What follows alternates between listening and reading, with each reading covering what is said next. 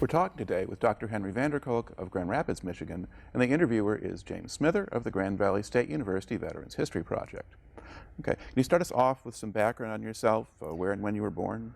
I'm a West Michigan product. I was born at Butterworth and raised in the geographic center of Allegan County in a small town called Hopkins, Michigan. Okay, and what year were you born? I was born in October of 1939, about 2 weeks before Adolf Hitler invaded Poland.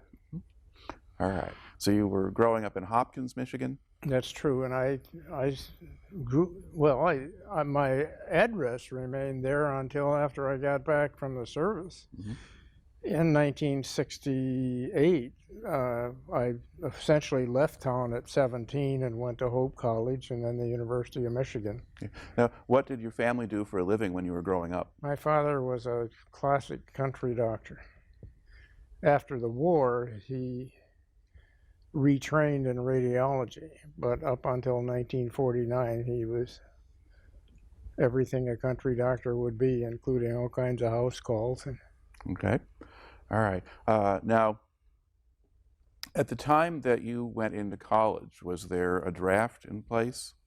Did you have to register for the draft? Universal military training. Well, I don't know if the draft ever ended after the Second World War, because right after the Second World War there was the Berlin airlift, and then Korea, and a lot of people that I knew, including relatives, ended up going back in the service. Young doctors were called back up. But in 1954 they established UMT, Universal Military Training. So everybody went to the service. We didn't even think twice about it. We knew most of the doctors would go, but a lot of my high school classmates went too. All right. Now, how did the system work for doctors? I mean, normally with a standard draft, they draft people who were 19 years old or thereabouts. Well, how does it work for you? They drafted you if you were 18 or 19 if you weren't in school. If you could get deferred from the draft, which just meant postponing the inevitable in most cases, but a lot of guys never were drafted because they would stay in and get a master's and get married and have a child before they got done with their master's, and they didn't draft married men with children. And unless you were a physician. The physicians had something called the Berry Plan, and it was a kind of a lottery, and there were some physicians that didn't get called up, but the percentage of us that knew we were going to serve was in the 90% range. The question is whether you would serve at the end of internship, after a year of residency, or after completion of residency. And because it was a lottery, I ended up going right out of internship. Okay. Now, when did you finish medical school? I graduated in June of 1965. Okay. So that's sort of right about the moment when we start sending ground troops into Vietnam on a large scale and everything else. So. Yeah. I was married in 1964, and I'm sorry, the Bay of Tonkin thing was right around that time. So yeah, we knew it was heating up over there. All right. Now, so for you, so where did you do your internship? Here in Grand Rapids at Blodgett. Okay. So, and that was just, you did 1 year of that and then went into the service? Was that?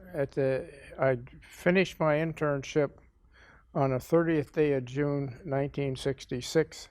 And on the 9th day of July, I was in Wichita Falls, Texas, at the Medical Service School. Okay. Now, describe the Medical Service School and what goes on there. Well, to a large extent, it was very much like going to class. They showed us all kinds of movies about everything under the sun. There were veterinarians and dentists in our group, and the veterinarians were going to be the food inspecting people, and so we learned a little bit about that. We got to see movies about the various dogs they had and what they put them through. one of the big laughs was the German shepherds climbed right over the fence, and the bloodhound walked up and looked at it, walked around to the other side. It looked sort of like those German shepherds don't know very much. We did spend one day and night out in the boonies, putting up hospital tents and that kind of stuff. It was kind of fun. It was interesting because you never sweat, but they made you take salt pills and drink water, and over the course of the day you could see these rings of perspiration spread out over the Be careful with your back, take your hand up from back under of your the cord. backs of the guy in front of you. There'd be a crust of salt on their fatigues. All right. Now, were all of you doctors in this group? Were there nurses or other medical people? Well, there were, as I said, there were veterinarians and dentists and MDs. The group before us had a lot of nurses. We did not. Okay. All right. And did they, because this is Air Force specifically that you're Yes. with. All right. Now, did you choose them or did they choose you? I chose them Okay. And what motivated that? because from everything I heard, they did the best job of getting you ready. At least when you showed up, you had your uniform and said you're in the right place. Mm-hmm. And they were also said to be the most casual, which I think is true. Okay. So if you have to be in the military, you don't want to be any more military than necessary? That's how I saw it. Okay. All right. Now, how long did you spend in Wichita Falls? How long were you there? 3 weeks in that training program. Okay. And then I ended up being there a little longer simply because there was an airline strike and we couldn't get out. And finally they started chartering aircraft and got us to our assignment. Okay. And what was your assignment? I worked at a small, it was called a dispensary, a Class A dispensary at Wildwood Air Force Station in Kenai, Alaska. It was really a small hospital because we had dependents on base. Okay. But how many people were on the base? I'd say between 600 and 700. Okay. And are those the military personnel or military and their families? Military and dependents. Okay. And a few people who worked, the people who worked on the base got medical care. Okay. Now, at the point when you're doing this, were you married yourself? Yes, I had been married in 1964, and so we'd been married for 2 years. Mm-hmm. Okay. Now, how did they get you up to Alaska? We flew. Okay. They freighted our car up, and we flew. All right. We went out of Seattle. As I said, it was a chartered flight, Mm-hmm. and it was, it was essentially all military, but it was a regular airliner. Okay. And then, did they go to Anchorage or? Yes. Well, we went to we went to Anchorage, and then eventually to Elmendorf Field, Mm-hmm. which was the major airport there. Air Force Base? There, and then there were fighter interceptor squadrons all over the place, and a SAC base. There were two bases, I think, Ladd and Eilerson. Eilerson, I think, was all SAC. Mm-hmm. They were kind of spit and polish and all that stuff. All right. But you're just passing through. The only time I went up there was the following summer.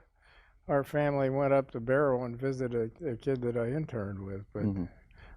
I had nothing to do with the SAC people. Right. Once we got there, they processed us through Anchorage as quickly as they could and sent us down to Kenai. Okay. Now, where is Kenai relative to Anchorage? Or if you're looking at a map of Alaska, where is If you're it? looking at a map of Alaska, or if you're driving south out of the city of Anchorage, all of a sudden you're on the shores of Turnagain Arm, which is a fjord off of Cook Inlet, Mm-hmm. and you're looking across at the Aleutian Peninsula and the Chugach Mountains. It's Mhm. breathtaking. The problem was, when we got there, that we were there 2 years after the Good Friday earthquake.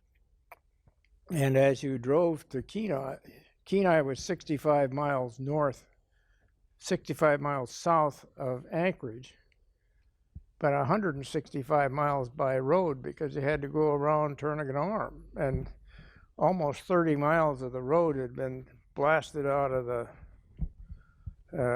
cliffs in the Chugach Mountains, and at Portage, at the tip of the Turnagain Arm, the land settled enough that the entire village of Portage was partly underwater and abandoned. And 26 miles of that road had just cracked off of the face of the earth and gone into the ocean. And so they were building a new road while we came there. That's also the narrowest part of the Kenai Peninsula. The peninsula is shaped something like a T-bone steak, really, and the Chugach Mountains are the long bone that ran down to the tip. And right at that point, where it's only 30 miles wide, they had to drill, during World War II, they had to drill a tunnel very quickly through the mountains to get over to Whittier, which was the northernmost port that stayed open year-round. And I'd always kind of wanted to go to Whittier. I've never been there. Now all kinds of tour boats come in, but at the time we were there, it was completely off limits to military except for essential duties because there was so much damage, the town was dangerous. And so there's they call it a bi-tunnel, I think, something like that. But there are signs all over telling you when the train's coming through because you're sharing the tunnel with the Alaska Railroad.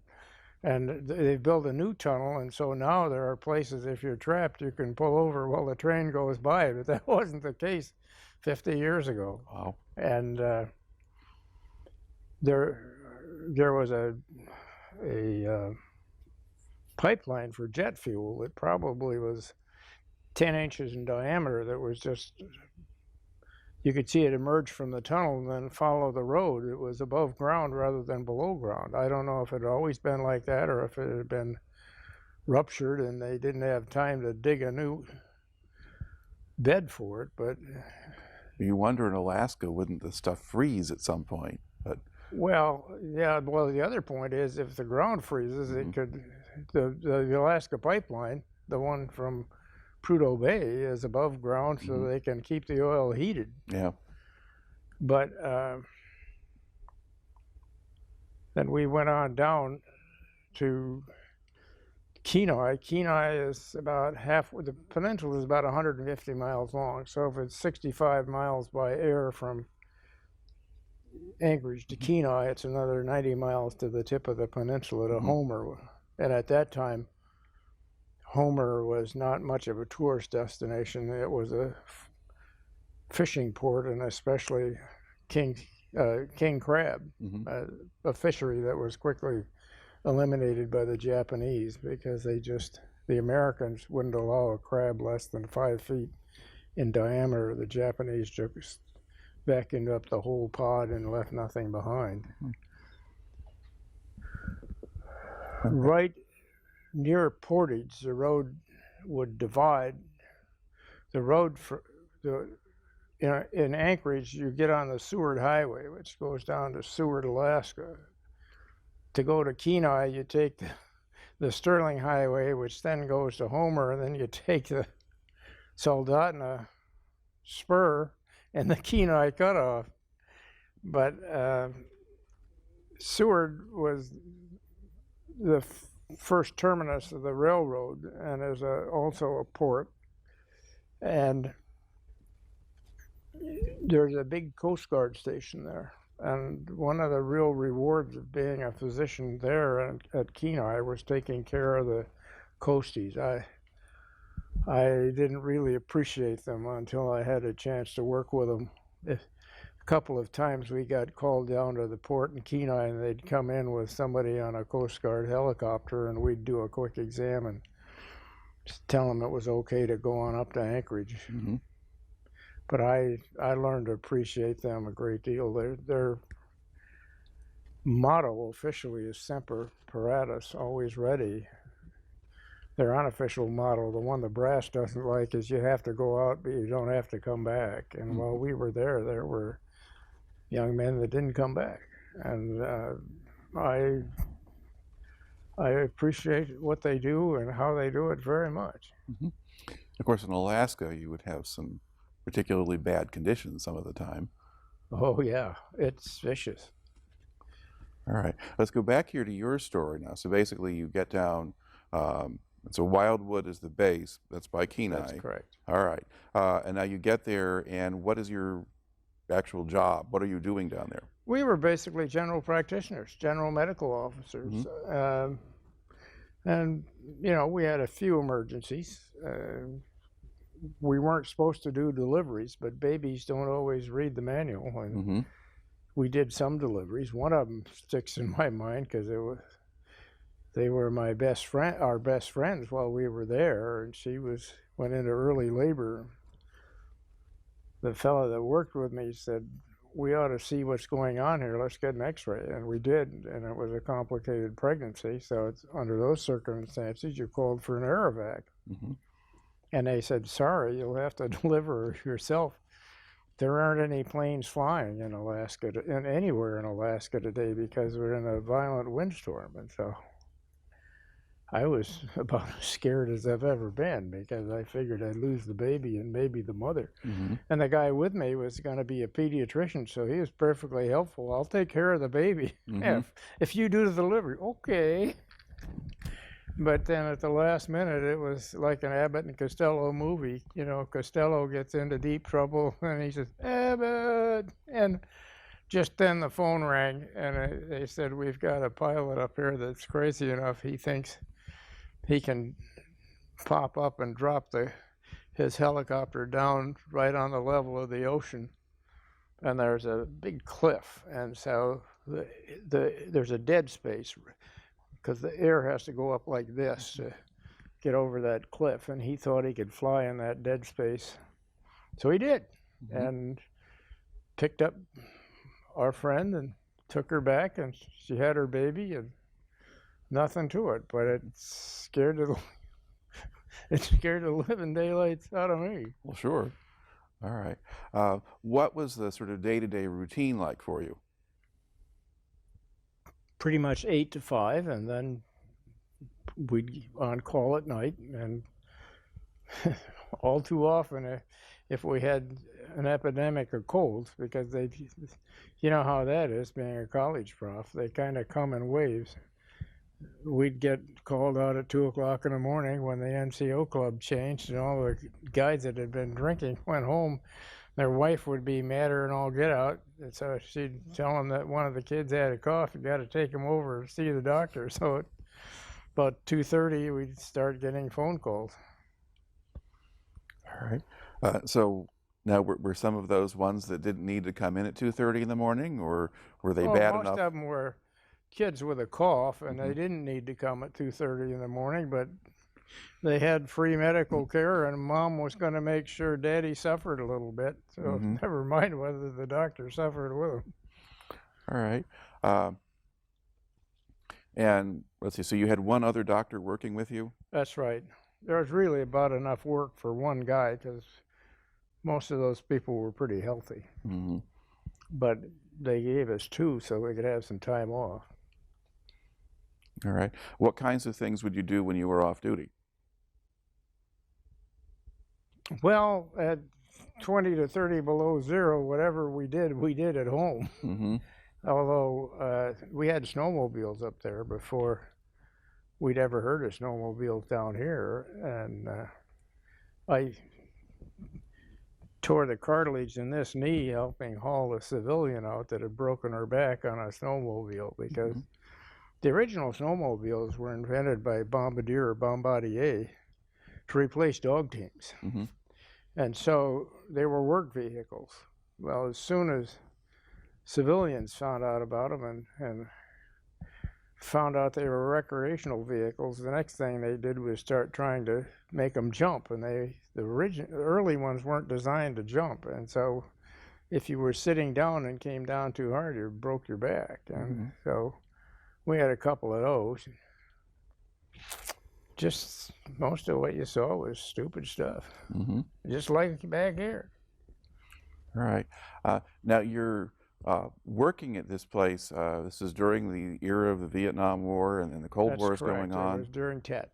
So you're going Was one of the 66 to things that 68. occurred. Yeah.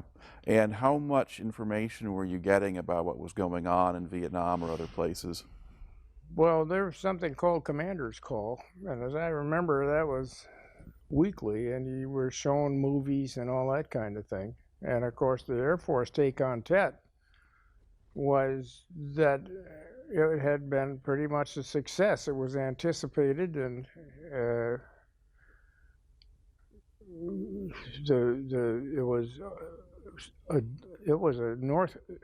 was a Viet Cong last ditch effort, and they were stopped. But like one guy got onto the embassy grounds and was immediately dispatched by the Marine Guards. But unfortunately for those of us that were in uniform, LBJ had pretty well alienated the news media, and you would have thought that the embassy had been overrun by angry Viet Cong, and it was too bad in the sense that it caused a lot of trouble for individual military when they came home. Mm-hmm. Yeah, I mean, they were giving you kind of a watered down version. There was a sapper team that got into the embassy, and they really did cause a fair amount of mayhem. It wasn't just one guy, but that's not what they were telling you. I don't know exactly. I mean, it wasn't a. It was the Air Force. Yeah, the Air Force wasn't. It weren't the Marines guarding the embassy. Right. The Air Force had a different role to play. Mm-hmm. But certainly the military view and the civilian view were different. Yeah, they certainly were. And I think both were heavily colored. Mm-hmm. Yeah. And it was, and to the public generally, it was kind of a shock to the system. The military had been saying they were winning everything, and all of a sudden all these people pop up. But it was but anyway, you have that perspective, seeing it from there and the information that they gave you. Now, were you also, so every week all the officers on the base get a briefing of kind of what's going on or things you might be aware of? It was everybody on the base. Okay. All of the military. They went to the base. We went to the base theater. Mm-hmm. It might have been only once a month. I honestly am not sure, but okay. I'm sure that the version that we got of the war was different than what the civilians got. Mm-hmm. I'm not sure whose version was closer to the truth. Yeah, well, they're still arguing about that one. Yeah. Yeah, okay. Now, were there other events or incidents that drew your attention, or did anything change the way things worked on the base? Did you have alerts or things like that? Well, we were the ultimate center for the Alaskan Air Command, assuming that there were nuclear war, they would deploy on our little base, and so we had several alerts and aircraft in and out. We didn't have our own field, but we were right next to the civilian aircraft, and aircraft in and out all the time. And they'd bring about 200 people down the basement. There was a building called Building 100, which was the communication center for the base, and next to it was an area probably 2 or 3 blocks in diameter, maybe a little larger, that was an antenna field. And antennas, because they're up in the air, can attract huge amounts of static electricity, almost like lightning. And so the fence around the field said, don't go in here unless you want to get electrocuted. We weren't allowed in Building 100 except one open house. About halfway through the time I was there, they upgraded to digital equipment and installed huge computers, and they were huge by today's standards. This little cheap cell phone I've got in my pocket probably has more computing ability than the whole building, but they let us in there. At that time they called them switches. I suppose now they'd call them servers, but the idea was that if you look at the old movies, you'd have people trying to contact each other to establish a link, and then they'd put the message through. And they didn't call them a computer engineer then, but that's what they were. And someone had determined you could wrap a message electronically and put an address on it and just send it out, and it would go from switch to switch and eventually get to where it had to go without first establishing contact. That was a pretty good system because it lasted for 20 years, and then it was turned over to civilians, and it became the internet. Mm-hmm. So Al Gore said he invented the internet. He might have, but what we always said was that we weren't there when the internet was born, but we threw rice at its mommy and daddy when they walked out of the church. Mm-hmm. And you know, we had no idea that that's what was going on. Nobody did, but Mm-hmm. great oaks from small air cones grow, I guess. Right. Okay. Now, were there particular events or things that happened that put you on alert? Well, there had to be some kind of a war scenario, but I wasn't in a position to be allowed to know any of that stuff. Most of those people either worked in Building 100 or in a war room in the basement of Building 10. And when I first got there, the base commander said, if you're called into that war room, you'll go in with an armed escort. And they have orders to shoot to kill, so don't go in someplace you aren't supposed to be. And I said, I ain't going in there. Okay. All right. I guess you had mentioned before that things like the Robert Kennedy assassination. Oh yeah, both Kennedy and King were killed while I was on Wildwood, and they ramped up the DEFCON level, but they didn't deploy. They didn't deploy until something like a DEFCON 5, and it never got above a DEFCON 3 or 4. But there was concern that the Russians had something to do with it. It's kind of ironic that the Russians are big news now. Mm-hmm. Okay, so the thought was that somehow they were trying to destabilize the country by assassinating people or whatever it might have Well, been. helping out at least. Mm-hmm. Okay. You know, it's come out recently that Russians deliberately fostered that opinion to make us spin our wheels. And specifically for Robert Kennedy or King, or back for John F. Kennedy? Because the stories with Lee Harvey Oswald and the Russians and things. Oh no, I'm talking about just at the time that I was in the service. Okay. There was concern that the Russians had something to do with it or would take advantage of it. Mm-hmm. And well, at that time, I think he was a Lieutenant Colonel Chappie James, was wingman for Robin Olds. And Colonel Olds got all the publicity because he was an old-fashioned gunfighter. But like a lot of old-fashioned gunfighters, he wasn't too much of an administrator. But his wingman, Chappie James, was very effective, and eventually his dad had been a general in the Army, and he went on to become a fairly high-ranking general in the Air Force, but I don't know how many stars. Okay. Now, And he went on AFRN, the Armed Forces Radio Network, and spoke, and he said, you know who we are? They call us Black Man and Robin.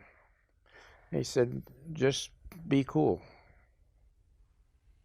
okay. So they're basically kind of going on air essentially when these things are happening, or?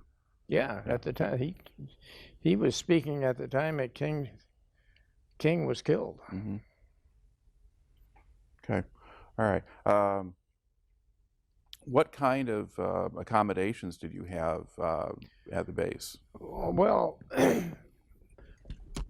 it had been built in the 50s for the Army, so it was pretty well established and put together. It wasn't a slap-up job like Elmendorf. Elmendorf, a lot of the stuff at Elmendorf was still World War II barracks type. We had townhouses. They were, for a guy just out of medical school, they were pretty nice. Mm-hmm. They were, you were right next to your neighbor, and some sergeants that lived in one of those quarters said he could hear the guy next door shave, and he didn't use an electric razor. You could hear the other guy's baby crying, but still, it was pretty nice. And ours was especially nice because the base was heated from a central heating plant, and the steam heat came up under our sidewalk. So we didn't have to shovel our front sidewalk very much because it was pretty melted by that steam pipe that came into the middle of the row house. But the backyard was a different story. We had such a drift in the backyard that the guy next door was a very tall ex-collegiate basketball player. And I'd shovel from one end and then go around and shovel from the other end, and he'd shovel in the middle because I couldn't throw the snow high enough to go over the drift. All right. Yeah. So what was winter like there then? Well, it's like what was winter like here, in this sense. The first year we were there, we had a typical Alaskan winter where it got cold and it stayed cold. And actually, that's very nice. When you get down below 20 below zero, the ice isn't slippery anymore.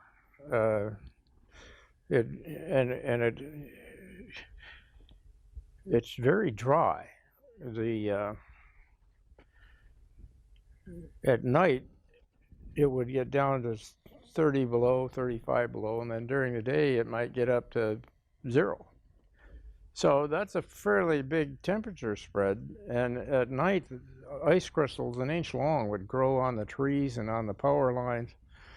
One of the most romantic scenes in the time we were there, we went to see Dr. Zhivago, and of course that's all about the Siberian winter or the Russian winter.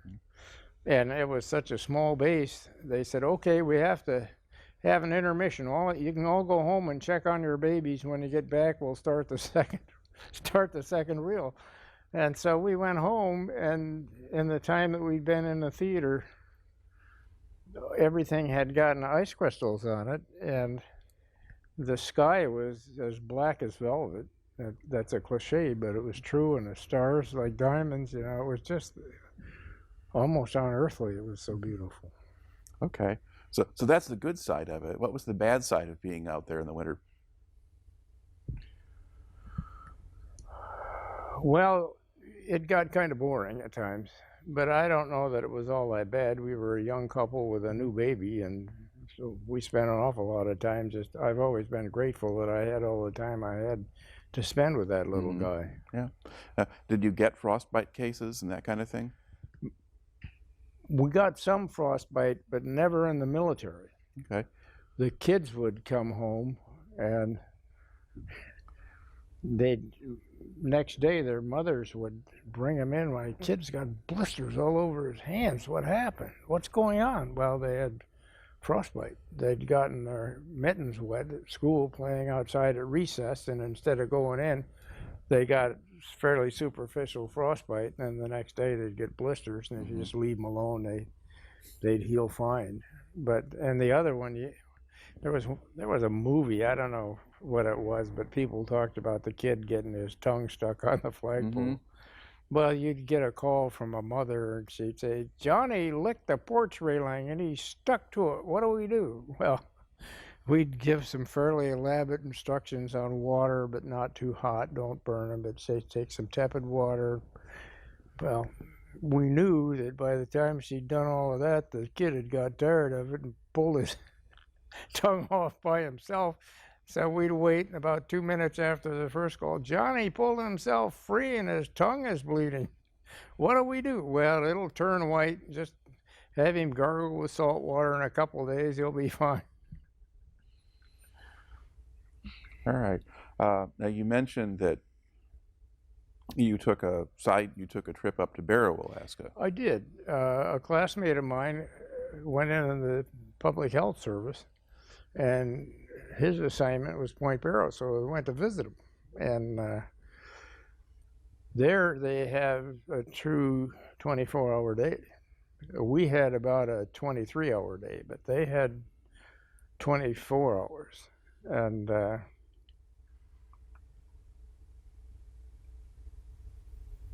one of the things that I remember vividly is that when we were driving, he came down to the airport and picked us up and drove us through Barrow. And I said, Dave, what are all those wooden arches over all the streets? Oh, he said the Navy has the ocean at Barrow was then called the United States Naval Reserve, and he said they had discovered oil in the reserve, and that was natural gas. And he said the Navy's trying to figure out how to sell all that oil and gas without telling Congress. Well, that's not what happened. It became Prudhoe Bay. Mm-hmm. It's kind of sad because, from what I can understand, Prudhoe Bay is just far enough away from Barrow that Barrow didn't really benefit very much. Mm-hmm. What was actually at Barrow? Well, it was the northernmost settlement on American soil. Mm-hmm. It was just a little native town with small houses and a hospital. The first hospital, was a Quonset hut, and when the doctor arrived, he was given a bamboo fishpole and snowshoes because it didn't snow very much, but there was nothing to stop it from blowing a couple 100 miles. So when it hit that Quonset hut, it covered it up. And one of the doctor's job was to find the front door in the morning. The hospital that they were in was built on telephone poles so that the snow would go underneath it. And then that's permafrost up there. And so it would heave quite a bit. And there was a jack on top of each of those telephone poles. And they'd go around and they'd straighten the hospital out by adjusting all the jacks. And then in the fall, after the freeze, they'd do the same thing. All right. Now, how do you actually get to Barrow from Kenai? Well, we drove to Fairbanks, Mm-hmm. up the Richardson Highway, and then you fly. We flew on an airplane that I'd read about somewhere. It said that it was a Fokker, and it had the wings on top, and it said that the wheels were on long landing gear, and they folded up out of the way, and if you were sitting by the wing, you could see just as well as anybody else. Mm-hmm.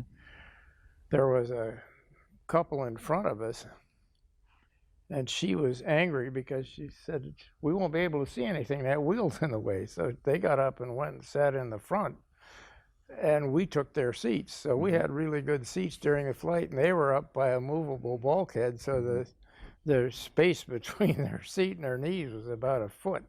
So she got her wishes and we got ours. Mm-hmm.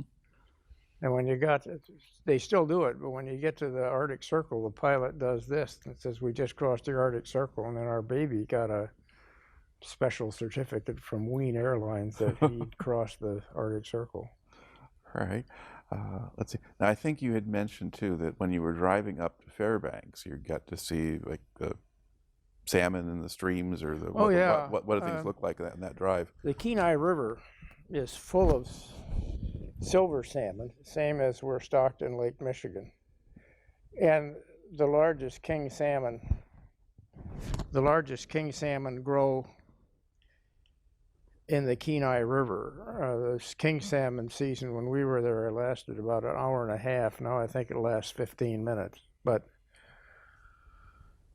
driving up to Fairbanks, we went by spawning beds in the rivers, and the red salmon were in, and they're called red salmon because when they're spawning, they turn a bright orange red, and the river was just orange all the way across, and the seagulls and ravens were going along on top of the fish. They die as they spawn, and they were picking the eyes out of the fish, going on to the next set of eyes.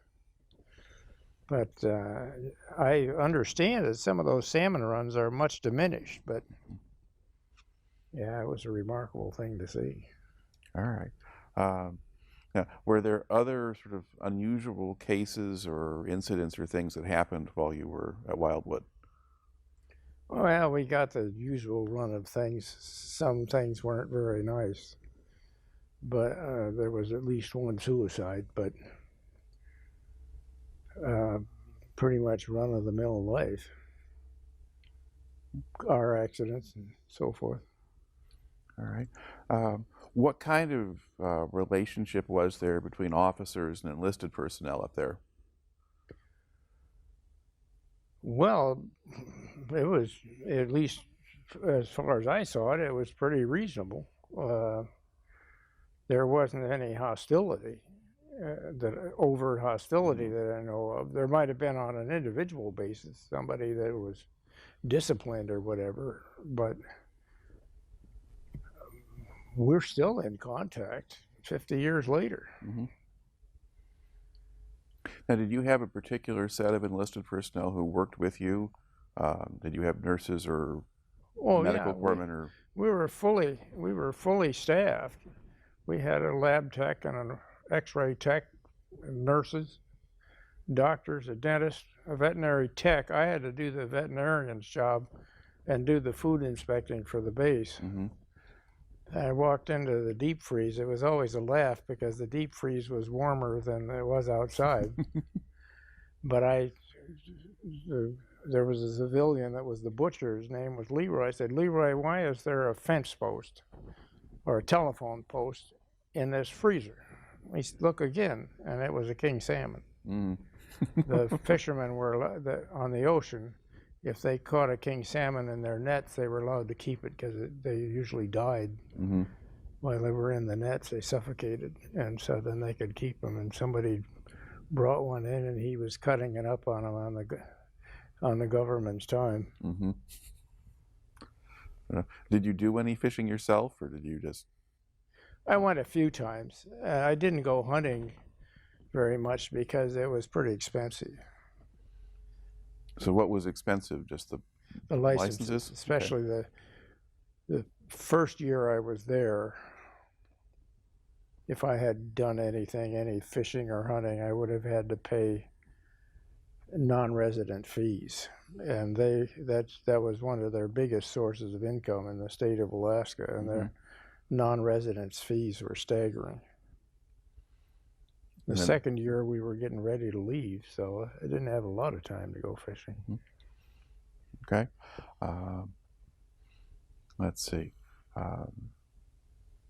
Other things that kind of stand out in your mind about the time that you spent up there? Well, all in all, I have a very positive feeling about my time in the service. Mm-hmm.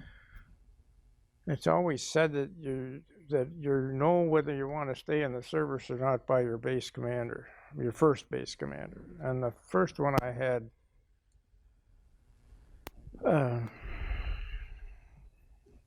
it was a difficult person to get along with. He was, I've characterized it as saying his attitude was, you have a mistake, you fix it, because he didn't trust any young people to make any decisions. So no matter what you did, it was wrong. And morale was pretty low. Then another guy came, Colonel William Scroggins, and his attitude was the opposite. We have a problem, what are we gonna do? And he'd ask your opinion, and I'm convinced now, because I tried to use the same style in my practice years, working with residents and technicians. A lot of times you knew what you were gonna do, but you want to know what they thought you should do. And sometimes they had a better idea of what was going on than you did. And I had the same kind of person that really ran my dispensary. I was the commander, but that was a joke because it was run by a guy that had been in the service for 26 years. And he was a chief master sergeant, and he was the same way. Behind his back, his nickname was Pappy. Mm-hmm. Which ought to tell you something about how it was run. All right. So you learned a certain amount about management, but in the meantime, the first commander made an impression on you. Oh, yes. All right. Now, at that point, was the Air Force encouraging doctors to stay in? They always encouraged doctors to stay in, and most of us didn't. Okay. But the reason wasn't so much, most of us wanted to practice medicine. And to advance in the military, it becomes increasingly administrative. Mm-hmm. My wife had a cousin that was a fighter pilot that made it to colonel. And that's the big jump off between lieutenant colonel and colonel. Because if you make it to colonel, you get those silver oak leaves on your hat.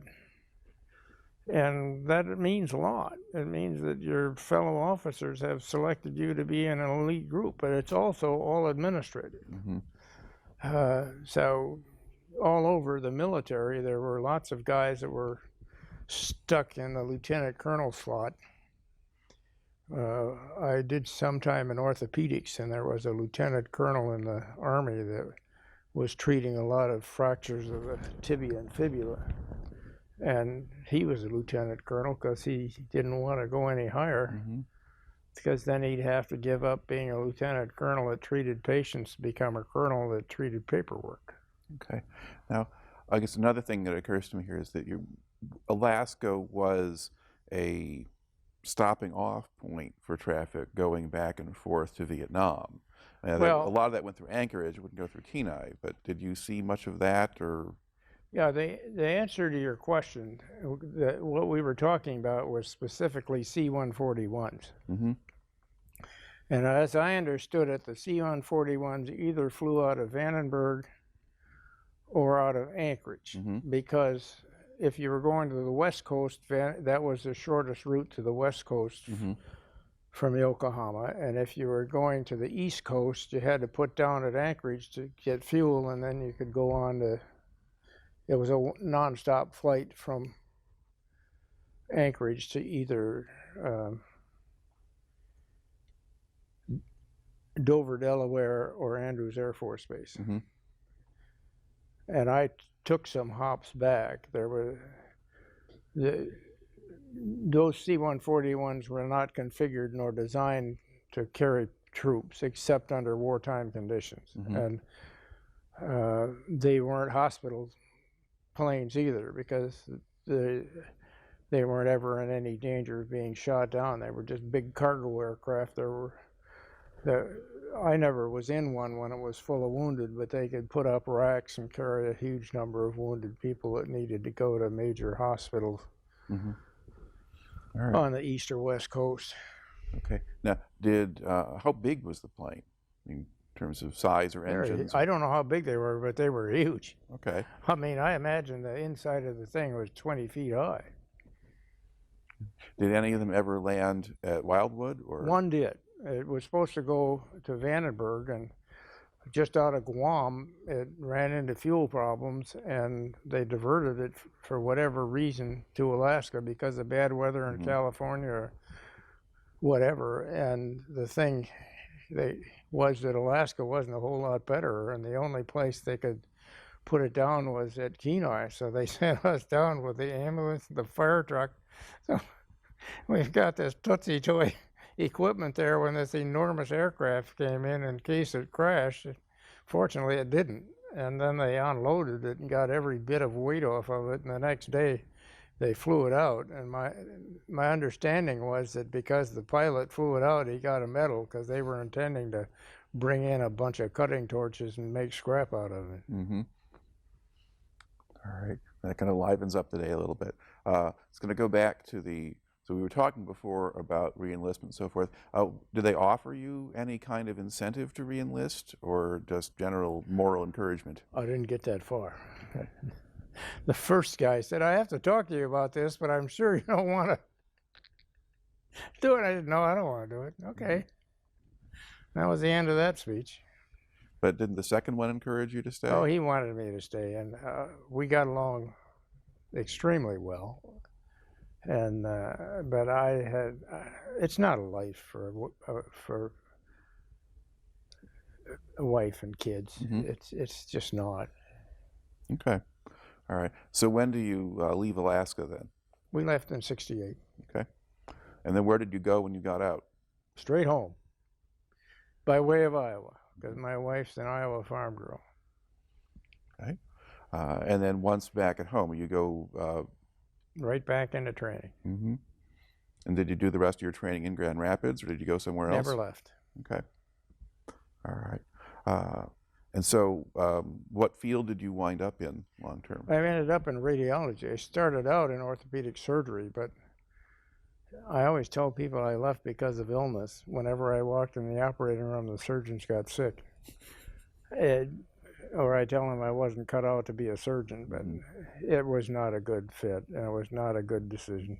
And I was one of the first ER physicians in Grand Rapids. Up until that time, the interns pretty much ran the emergency rooms by themselves with the residents, or the hospitals assigned physicians. In order to work in the hospital, you had to volunteer to work in the ER. So sometimes an ophthalmologist would be trying to handle a automobile accident, but in the '68, St. Mary's started such a program, and Butterworth soon after. Now, did it help you that you had done the kind of GP work back in Alaska, so you'd seen a variety of things? Well, I think that anybody that served in the military that did more than physicals in a there were some guys that did nothing but induction physicals. I don't know how much you got out of that. My partner and I had a certain amount of responsibility, and when we came back, I think that made us much more confident in what we did. But, you know, almost all of us had military service, but it made a difference. Okay. All right. And so, so if you were kind of just to sum up how the military experience affected you, what did you take out of it? Well, I already said I took out a great deal of respect for the Coast Guard, and I took out a great deal of respect for the military and the way they do things. Unless you've been part of it, I think you get a very biased opinion. But when bad things happen, there's nothing like a military unit to help out. Certainly, at the time of the earthquake, the military took over the care of people in Anchorage and Fairbanks because their hospitals were not so badly wounded. The hospital our son was born in had been cracked from top to bottom, and they brought in, as soon as they could, they brought in big epoxy glue guns and glued the thing back together. And the Air Force said you have to cover up all of the wounds and make it cosmetically attractive. But they left one in the basement, and the people that worked in the hospital loved to take anybody that was medical down there and show them that crack in the wall. We went back 30 years later, a little more than 30 years later, in 2000, with our son and his wife and our daughter, and that hospital was wrapped up in mothballs, and they built a new VA hospital that took care of both the base and the VA population. All right. Okay. Anything else you want to add to the record here before we close out the interview? Not a lot. It was a good time in our life. We had our first baby while we were there, and I certainly got a lot of time with that little guy. And it was a pretty relaxed life. So if you're going to be in the service, that was a good way to do it. Well, all I can say about Wildwood is that there's a Wildwood website and a Wildwood Facebook site, and you'll see people say that they were in the military for 25 or 30 years, and Wildwood was the best service they ever had. And I think that sums it up. And other people that we talk about our military experience, they say, "You sure had a good one." And I say, "Yeah, I guess I did." I tell people when they say thank you for their service, I tell them I'm almost embarrassed when they say it, because I think it's supposed to be better to give than to receive, but I think I received more in the long run than I ever gave.